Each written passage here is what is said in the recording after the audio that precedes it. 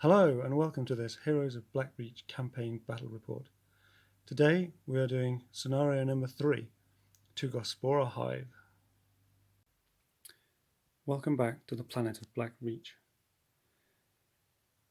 On this battle grid, Sergeant Voralanus and Chaplain Orad will be leading the Ultramarines in an assault against the Ork fortifications. Their aim: to take the right flank and to rejoin with Captain Sicarius' main battle force. The Ultramarines will be deploying off the battle grid on the right hand side and will come on in turn 1.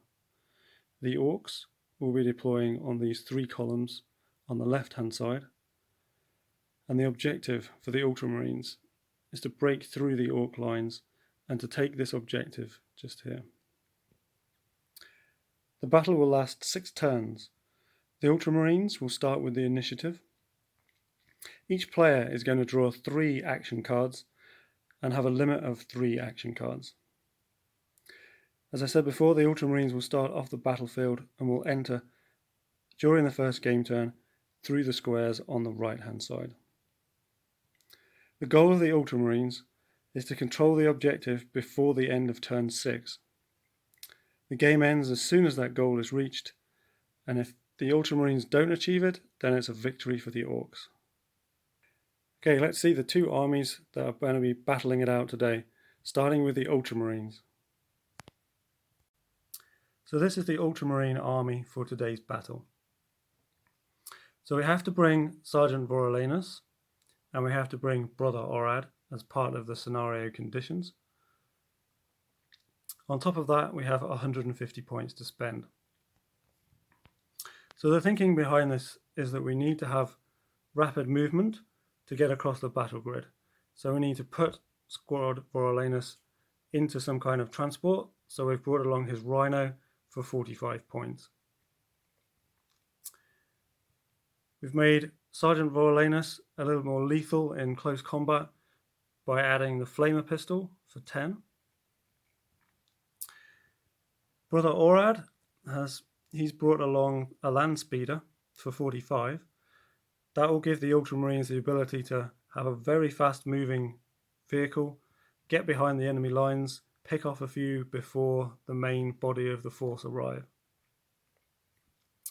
Also, Brother Praebian for 40 points, and he's brought some extra ammo that can be used by any member of this squad, of the whole army. So as a group, they have just 2 stars, giving them 2 order tokens. So that's the Ultramarines. Let's have a look at the Orks. So this is the Ork army. As per the scenario, we have to bring the Green Raiders, and then because this is a campaign scenario, we have 175 points to spend on extra troops. So I decided to upgrade the Green Raiders with the rocket launcher. That gives them extra ability against vehicles, so they have some capability there. Then added some more sluggers, so very good close combat troops, 3 more. And then for a little bit more close combat, we have 2 knobs and their boss. So they don't have a great deal of mobility, but they should be pretty tough and pretty difficult to get off that objective. So we'll see how they fare. There are 1, 2, 3 stars, so they will have 3 order tokens to work with. Okay, so let's move on to deployment. And then, so this is how the battle grid looks after deployment. So only the Orks have been deployed, and they've been deployed in these first 3 columns. As I said before, the Ultramarines will be coming in from the right hand side on turn 1. So what have we got here? We've got a unit of sluggers, another unit of sluggers, and another unit of sluggers at the bottom of the battle grid. Then defending the objective, we have some sluggers and the knobs. The rocket launcher has been placed fairly centrally, so depending which way the Ultramarines go, the rocket launcher should still have pretty good angles to attack. Then we have another unit of sluggers, the knobs. This is the boss, and then there are 2 more units of sluggers defending that passageway through the barricades at the top.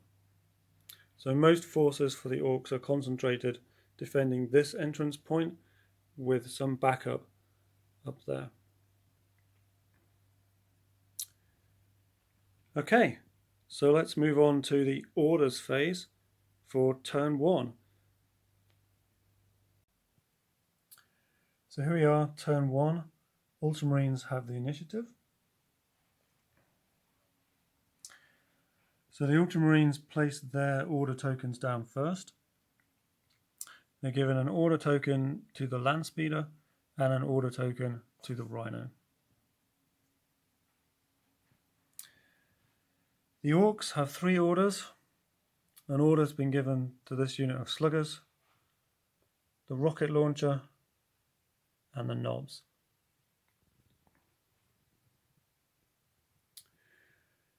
So now move into the activation phase and return, and we'll find out what happened.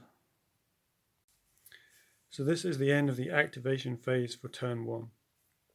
So it started with the Ultramarines moving the land speeder up 8 squares and getting in behind this piece of cover. The Orks then activated the knob, who moved up onto the barricades. He can't fire on the move, so that was the end of his turn. Next, the rhino came in and took a little bit of cover here behind this building and these rocks. Then the Orks activated this slugger unit, just moving it onto the barricade. And then finally, the rocket launcher didn't have any line of sight to any of the Ultramarine units, so chose just to come up onto the barricades, so hopefully next time it'll be able to pick off some of these vehicles. Okay, that's the end of the activation phase, turn 1. Now I move on to the supply phase. At the end of the supply phase, Chaplain Orad and Brother Praebian have moved up into this defensive structure here. Then it was the Orks' turn. The Orks that were down here and the Ork that was here have moved up to cover this gap. And then all the Orks that were sat back behind the barricade have jumped up onto the barricade to make it so that the Ultramarines cannot just deploy their troops straight out of the rhino onto the barricades. Okay, that's the end of turn 1. We'll move into turn 2 orders phase. So we're now at the start of turn 2. It is the end of the orders phase. So the Orks have the initiative. So they place their order tokens first. So they're given an order token to the rocket launcher, an order token to the knob, and an order token to the sluggers. The Ultramarines going second with their order tokens have given 1 order token to the land speeder and the other to the rhino. Okay, so come back after the activation phase and we'll see what happened. Here we are at the end of the activation phase for turn 2. So started with the Orks. So Ork number 1 simply moved up to try and block this area and make it more difficult for the rhino that was here to come across and deposit troops directly onto the barricades. Then the land speeder that was here flew across, took some shots at this group of sluggers, getting some hits, damaging them, and ultimately flying down here a little bit out of the way, but behind the enemy barricade. Next, it was the turn of these knobs, Unfortunately, still out of range of the Rhino, not wanting to leave the barricades and out of range of a charge, decided just to stay where he was and defend the barricade. Then the Rhino moved from this position here, using an action card to gain an extra movement, did 7 movement all the way around the top and is parked up here, again behind enemy lines, my enemy barricade. Finally, the rocket launcher activated, but he's unfortunately blocked line of sight to this unit, the Rhino, and he's also blocked by line of sight to the land speeder, so unable to actually take any shots, deciding at this time just to stay where he is, let the Ultramarines move in a little bit more and then start to put some shots in. So that's how it looks at the end of the activation phase for turn 2. So I'll move the remaining units in the supply phase and we'll come back and see what it looks like. At the end of the supply phase, turn 2, it looks like this. So the Orks went first, and their objective really was to try and get up towards this Rhino and try to get into a position where whatever comes out of that Rhino they can eliminate as quick as possible before it gets anywhere near their objective. Then the Ultramarines activated. The units that were here have moved up, Chaplain and Brother Praebian. And then the Ultramarines have debarked from the transport. So Sergeant Vorolanus has come out here, tactical squad here, the other tactical squad here, and the plasma gun here. So that is the end of turn 2. Now we'll move into turn 3. The Ultramarines have the initiative. What can they do?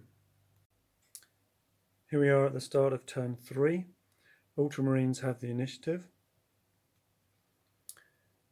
So the Ultramarines have placed their orders. They're given an order to Sergeant Vorolanus and an order to this tactical squad. The Orks have given their orders, one to the boss, one to this squad of knobs, and one to this rocket launcher. So we'll see what happens at the end of the activation phase. Here we are at the end of a very eventful activation phase. An awful lot has happened. It started with Sergeant Vorolanus charging from his position here forward, his hand flamer flickering across the Ork that was here and this Ork, suppressing both of the Orks. Then the flamer damaged the Ork that was here. Sergeant Vorolanus charged into this knob and then lost the charge. But fortunately he made his armor save, so he was okay and he's back in that position. Next, the Ork boss tried to charge Sergeant Vorolanus. He failed the assault, but again his armor saved him, so he's still okay. Next, the tactical squad that was here came forward, and the damaged Ork unit that was here was assaulted and eliminated. The tactical squad took this position. Next, it was the Orks' turn to activate. This unit came across from here over the barricade and assaulted the tactical squad.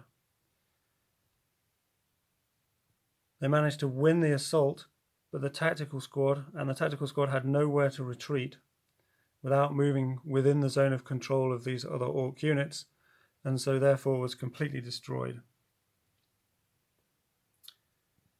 These 2 units also joined in to support the assault of this.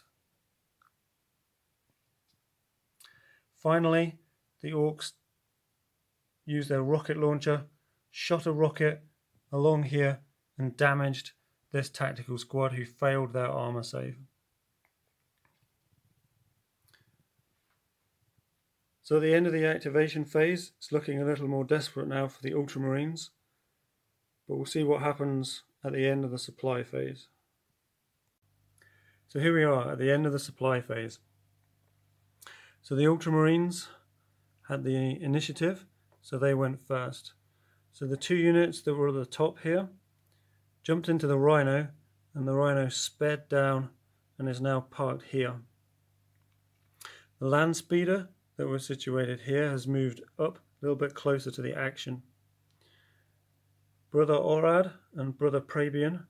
Brother Orad has moved here, Brother Praebian jumped up and into the barricades.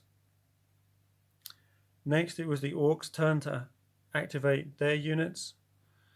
They've moved the unit from here down to here. These units have come down to support, and these units here have moved up to support. So now we're going to go into turn 4. Can the Orks hold this objective, or will the Ultramarines be able to smash through and take it? Let's find out as we move into turn 4. So we move into turn 4. Orks have the initiative. Battle's now raging for this objective. Orks have given orders to the boss, the sluggers, and a rocket launcher. Ultramarines, just their 2 orders, 1 to Voralanus and 1 to Praebian. We'll now go through and activate each one in turn and see what happens. So at the end of the orders phase, the Orks have just played Communication Scrambled to remove an order token from one of the Ultramarine units. Ultramarines responded by blocking that with the No card, and instead the Ultramarines have just played Initiative to take the initiative and play the first activation of turn 4. So let's see what happens with Ultramarines' first activation. We join almost at the end of Sergeant Voralanus' activation. So he started by flaming both of these units, suppressing them and causing them both to be damaged. Then he charged and assaulted this knob. The Orks played, it bounced right off for its +1 bonus in assault. However, the Ultramarines rolled better, and when it all gets added up, that removes this knob, and Voralanus comes into here, and the objective is now contested. What can the Orks do to stop the Ultramarines? Let's find out with the Orks' first activation. First activation for the Orks was to activate these sluggers. They've charged into Brother Praebian, supported by these 2 units here.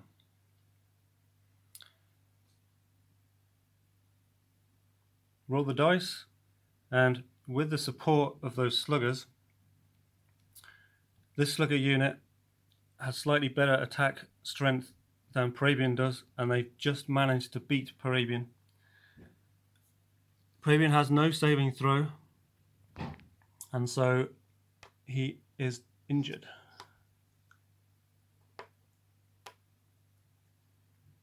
So a good move there for the Orks, damaging one of the Ultramarines' best units.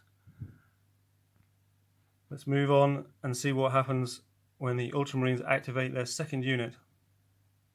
Oh no, actually it will be the Orks. Orks will activate their second unit. Orks' second activation was the boss, came charging into Voralanus. Slightly stronger in the assault than Voralanus, but the Ultramarines' dice are just that little bit better, and the boss loses the assault.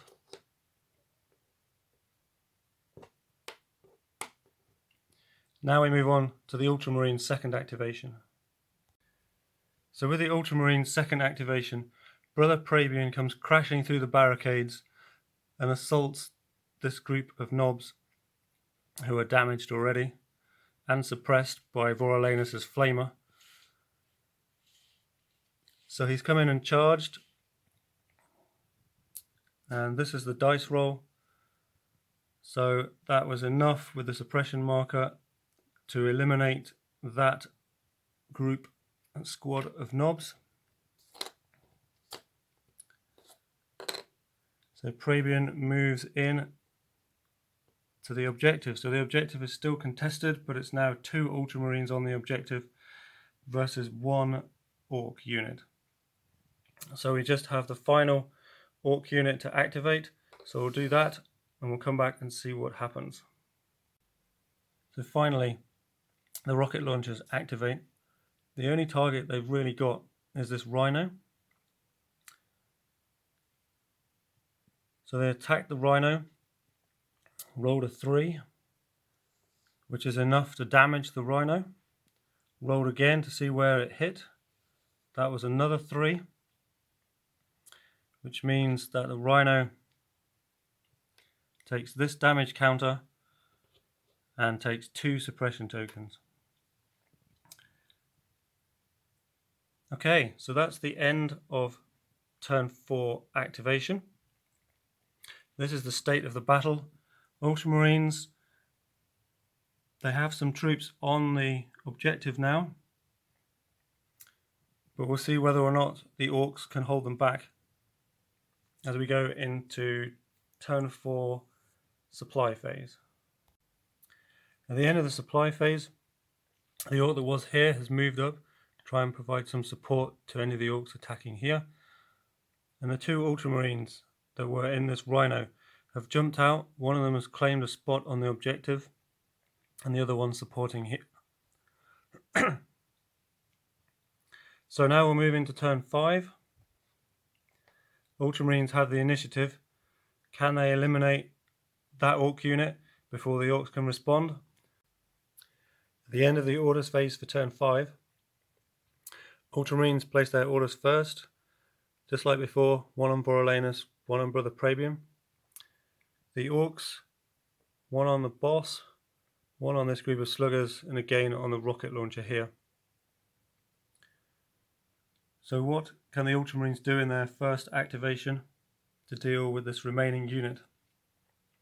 So Voralanus elected not to use his hand flamer as the tactical unit, and Praebian are both injured and too close, would have been hit by the flames. So instead he used his trusty bolter gun, put some shots into the sluggers, but unfortunately he missed. Next he charged this unit and he played courage for the +1 in assault, and this was the roll. So the Orks win the assault, pushing Voralanus back.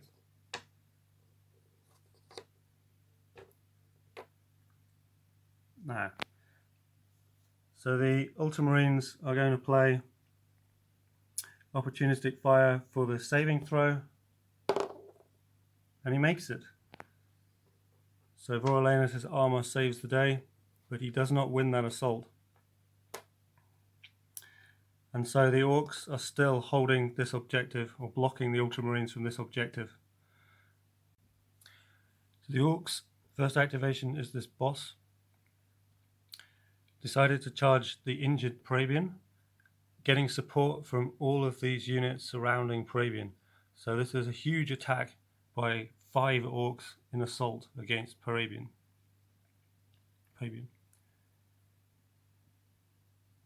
And this was the roll. So that is a victory there for the Orks.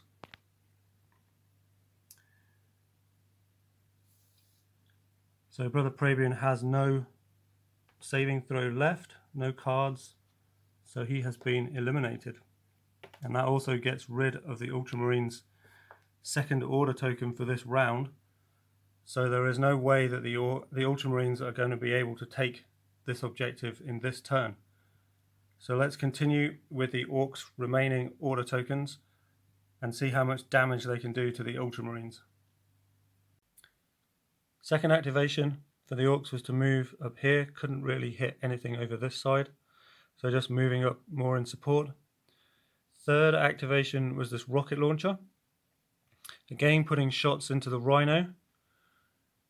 Rolled a 6, so hit the Rhino, and then damage area was number 1, so that is now an immobilized Rhino, but not destroyed yet. So that is the end of the activation phase for turn 5. So the Orks hanging on desperately, but managing to push back the Ultramarines.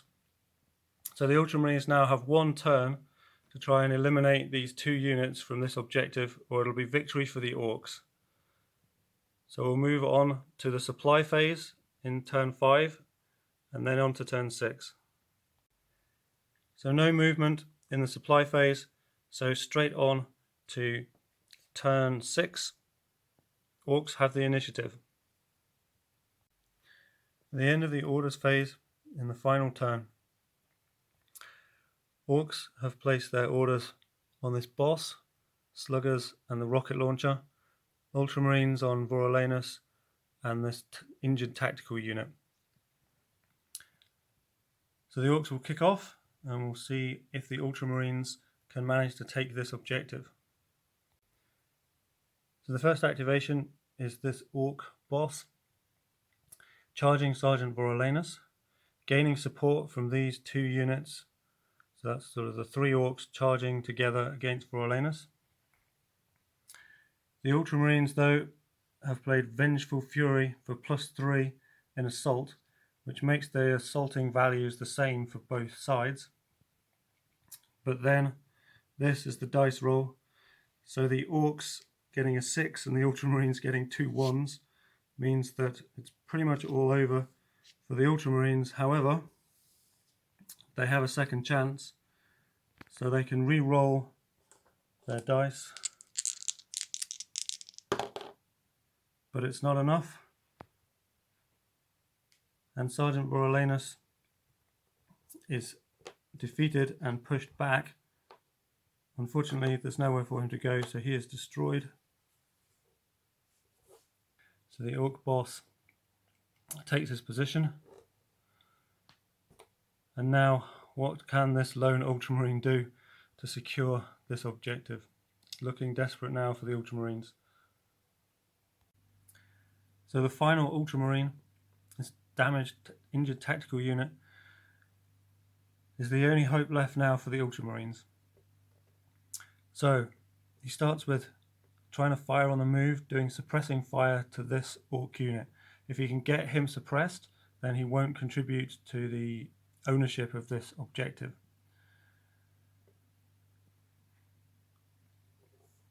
So he played always ready for the +1 in the shooting. So that means when you add that all together, he just needs a 2 or more in order to put a suppression marker on this boss, and he just managed to roll a 2. That means this boss is suppressed and is not counting towards this objective. So now this tactical unit is going to charge the final Ork unit on the objective. He's going to get support from this plasma gun. So he has 3 in assault +1 for the plasma gun, and these sluggers are still at full health, so they are 4 in assault. So essentially it all comes down to the final dice roll.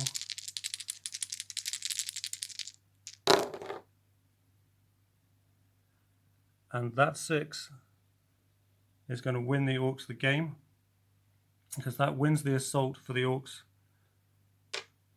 killing this tactical squad. The Ultramarines have no more cards left, so they can't give a saving throw.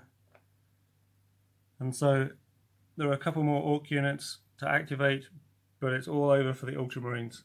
The Orks hold on to the objective, and the right flank for the Ultramarines has been overrun by Orks, and they're not going to be able to catch up with Captain Sicarius. So this is the way the battle ends.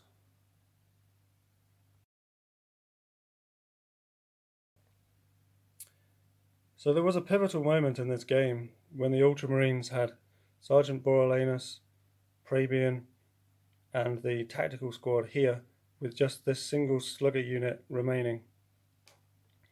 Borealanus elected not to use his flamer, which if he'd have used and put suppressing fire down onto this unit would have effectively meant that that would have been it and the Ultramarines would have won. So making a mistake, tactical error, and not using the flamer has probably cost the Ultramarines that objective.